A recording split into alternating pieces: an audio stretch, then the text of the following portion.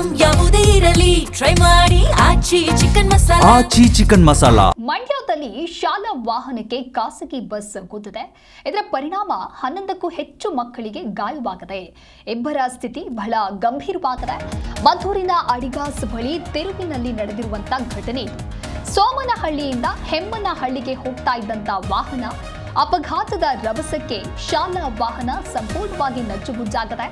ಗಾಯಾಳು ಮಕ್ಕಳಿಗೆ ಮಂಡ್ಯ ಮಿಮ್ಸ್ ಆಸ್ಪತ್ರೆಯಲ್ಲಿ ಚಿಕಿತ್ಸೆಯನ್ನ ನೀಡಲಾಗ್ತಾ ಇದೆ. ಮರಿಯಪ್ಪ ಕಾನ್ವೆಂಟ್ ಮಕ್ಕಳು ಮದ್ದೂರಿನ ಸೋಮನಹಳ್ಳಿಯಲ್ಲಿರುವಂತಹ ಶಾಲೆ ಅದು.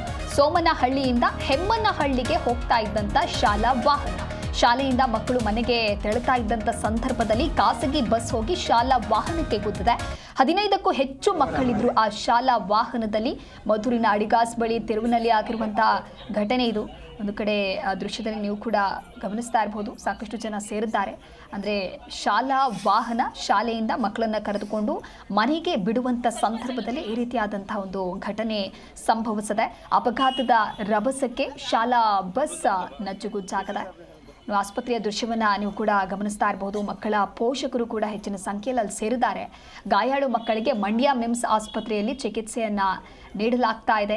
11ಕ್ಕೂ ಹೆಚ್ಚು ಮಕ್ಕಳಿಗೆ ಗಾಯವಾಗಿದೆ. ಇಬ್ಬರ ಸ್ಥಿತಿ ಗಂಭೀರವಾಗಿದೆ.